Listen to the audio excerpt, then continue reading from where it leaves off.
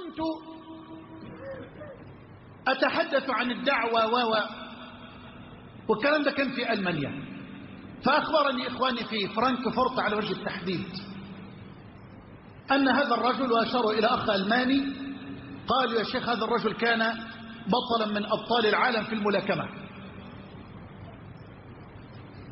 وسافر إلى بلاد الحرمين للتكريم، كرموه في بلاد الحرمين. يقول وقامت امرأة سعودية فاضلة بحجابها الكامل وقدمت له هدية من نوع غريب قد لا يخطر لأحد في الحضور على بال.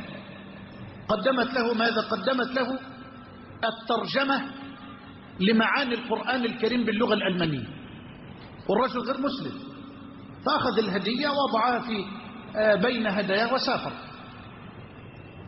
هو يقول لي وإخواني يترجمون، يقول لي والله يا شيخ بعد 20 سنة، يا الله، ألم ترى كيف ضرب الله مثلا كلمة طيبة الآية تؤتي أكلها كل حين بإذن ربها، والحين الذي تؤتي فيه الأكل يعلمه ربي. انت ما تعرفوش، انت ازرعوا خلاص، ازرعوا بس.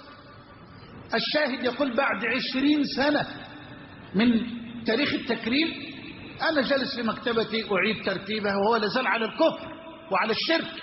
يقول وقع في يدي هذا الكتاب، قال فعدت إلى الوراء 20 سنة وتذكرت مشهد الأخت ومنظر إلى آخره. يقول فجلست على الكرسي، كرسي المكتب، وفتحت هذا الكتاب من جهة فقرأت تفسير سورة الفاتحة، ففتحت من الجهة المقابلة فقرأت تفسير سورة الإخلاص. يا الله، الفتحة والإخلاص، المعاني بس.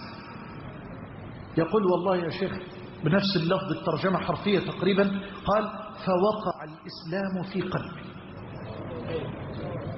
سبحانه بيد القلوب. وخرج من بيته إلى المركز الإسلامي وقال لهم ماذا تصنعون إذا أردتم أن تدخلوا هذا الدين؟ وله أصحاب يسمع عنهم إسلامهم. قالوا اغتسل فاغتسل، انطق الشهادتين نطق الشهادتين. يقول أنا أريد أن أتحرك للدعوة. هو يقول لهم دعوة إيه يا عم، أنت لسه مسلم بالك دقائق، دعوة إيه؟ تبعوا نتعلم. قال لا، أتحرك الآن للدعوة، أتحرك لهذا الدين. قالوا ازاي أتحرك؟ قال عندكم كتب عن الإسلام باللغة الألمانية؟ أيوة. عندكم أشرطة؟ أيوة. عندكم سيديهات؟ أيوة. ادوني. واخذ ترابيزة زي دي، واخذ معاه حقيبة مليانة ببعض الكتيبات وبعض المنشورات وبعض المطويات وبعض السيديهات، ونزل على ميدان، أكبر ميدان في فرانكفورت. هو رجل رياضي معروف، الشباب يشوفوا الفتيات، الكل ينزل عشان يوقع له على الأوتوغراف. فكل ما ينزل بس كل اللي يعمله يقول له أنا أسلمت وأرجو أن تقرأ هذا الكتاب أو هذا الكتيب أو تسمع هذا الشريط أو تسمع السيدي أو تقرأ المطوية أو المنشور ده بس. والله ما في أكثر من هذا. الولد الألماني والبنت الألمانية تأخذ.